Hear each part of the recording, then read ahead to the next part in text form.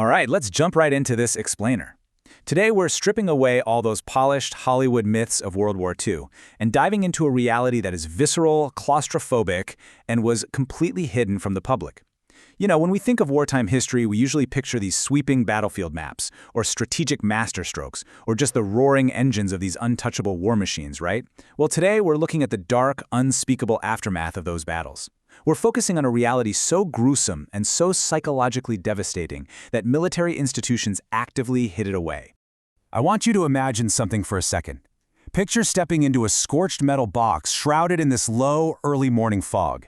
It's eerily quiet right now, but just a few hours ago, this was the site of absolutely unimaginable violence. And it leaves us with this incredibly haunting question. What actually happens to the steel when the men inside vaporize? Confronting that physical and psychological toll, well, that was the daily, gruesome reality for a very specific group of young men who were forced to answer a question that literally no one else wanted to ask. And this stark contrast really says it all. On one hand, you have the pristine wartime propaganda that was fed to the public. They absolutely loved to show these glorious, unstoppable Panzer divisions and their celebrated combat crews. It's that classic myth of a clean, efficient war machine. But the reality that was kept desperately in the shadows was completely different. We're talking about morbid, grueling labor, totally shattered minds, and severe visceral sensory trauma.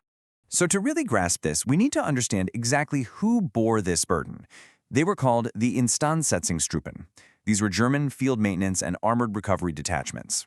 And their primary mission wasn't actually fighting the enemy on the front lines. No, their job was rolling out onto the desolate steppes to salvage the grim, twisted wreckage left behind after the shooting finally stopped. Now, you might be wondering, why? Why go to such horrific lengths to recover a ruined tank? Why not just build a new one? Well, it all comes down to desperation. The German military machine was suffocating under severe industrial materials shortages. Unlike the Western Allies, who literally had the manufacturing capacity to just write off damaged armor and replace it with fresh factory output, the Wehrmachts had no such luxury. They were entirely dependent on round-the-clock field repair just to keep their division's combat effective. So out of sheer desperation, they were forced to recycle their ruined steel. To pull this off, the military built this highly specialized logistical network dedicated entirely to dragging these multi-ton iron coffins back from the front. These detachments were attached to the Panzer Division's maintenance company, or Werkstatt company. And to actually move these massive dead vehicles, they operated heavy, specialized recovery equipment. Think things like the Panther and these absolutely massive half-tracks like the FAMO. They did this physically demanding work around the clock, operating just a hair behind the active front lines. Moving right into Section 1, Anatomy of a Knockout, the Physics of a Breached Panzer, let's look at how this nightmare actually starts. Think about the sheer physical reality of an anti-tank shell piercing thick armor. It is definitely not a clean puncture. The immense kinetic energy mixed with the explosive payload creates this massive, localized fireball. Inside that cramped, totally sealed compartment, internal temperatures instantly soar to thousands of degrees. And this massive spike in heat almost always causes the tank's own ammunition to basically cook off and explode, which turns the interior into a raging oven of just unimaginable heat and pressure. And here is the truly devastating truth about those extreme temperatures. The heat doesn't just destroy the machinery. The men trapped inside are subjected to such sudden, intense thermal energy that human flesh is literally vaporized. In an instant, you have uniform clothing, human tissue, and the metal of the tank itself fusing completely together. The crew doesn't just die inside the tank, they become physically merged with the scorched steel walls. Which brings us to Section 2, the viscerally dirtiest job, scrubbing the porous iron. Brace yourselves, because this gets incredibly grim. Before any highly trained engineers could patch a hole or replace a tread or fix a blown transmission, somebody had to go in and clean the workspace. These mechanics had to execute a chillingly procedural descent into a metallic tomb.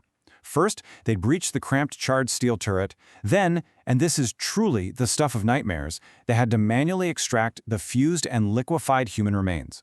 They didn't have advanced tools. We're talking basic hand scrapers and buckets of water. They had to scrub the porous iron hull completely clean before any mechanical repairs could even start. You really have to try and imagine the stagnant heat trapped inside that steel box and the overwhelming sensory overload of the task. That enclosed steel heavily concentrated all those odors, burned diesel, explosives, and incinerated organic matter. The mechanics tried to defend themselves, for sure. They were equipped with these crude masks, or they'd use rags soaked in perfume, tying them around their faces before climbing through the hatch. But honestly, these countermeasures proved utterly useless against a stench so thick and pervasive it literally felt like it stuck to their skin.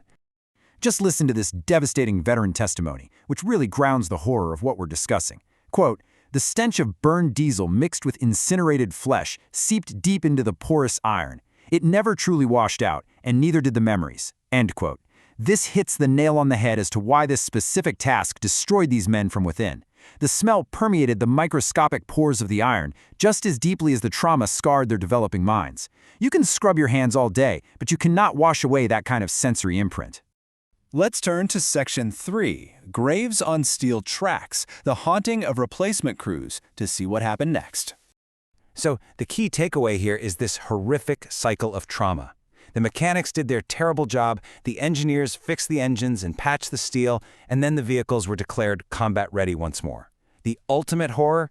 These patched-up tanks were sent right back to the front lines and issued to fresh replacement crews. So you had these newly trained soldiers unknowingly assigned to vehicles that were, quite literally, recycled crime scenes. And it is just profoundly chilling to realize what happened when these tanks re-entered combat. As the tank's massive engine ran at full capacity and the vehicle engaged in high-temperature operations, the steel hull walls would begin to warm up. And as that iron heated, it would release those trapped odors right back into the sealed cabin. The new crews would suddenly and unmistakably smell the previous crew's death baking right out of the metal surrounding them. Imagine trying to fight a war while locked inside a machine that is constantly reminding you of the gruesome fate of the men who sat in your exact seat just weeks prior. There was simply no way to escape it. Finally, we arrive at Section 4, the permanent psychological scars, the unseen casualties of armor recovery.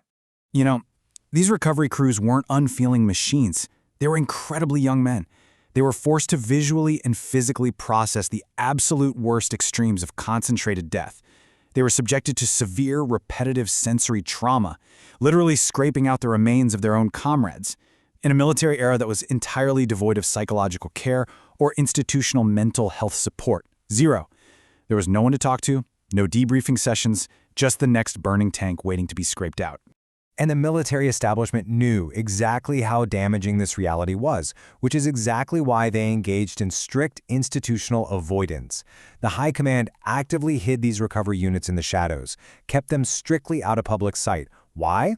Because the gruesome reality of a teenager with a bucket and a scraper picking human remains out of a rusted box would instantly shatter that glorified, sanitized propaganda of an unstoppable, clean war machine.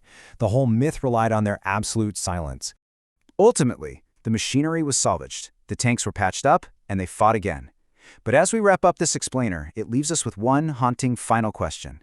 The steel survived to fight another day, but what happens to the men forced to wash its sins away? We're left with a harrowing reality about the minds of those whose job it was to scrub the iron. They carried the visceral sights and the inescapable smells of the Instandsetzungstruppen with them for the rest of their lives, unseen casualties of a war that demanded they sacrifice not just their youth, but their very sanity.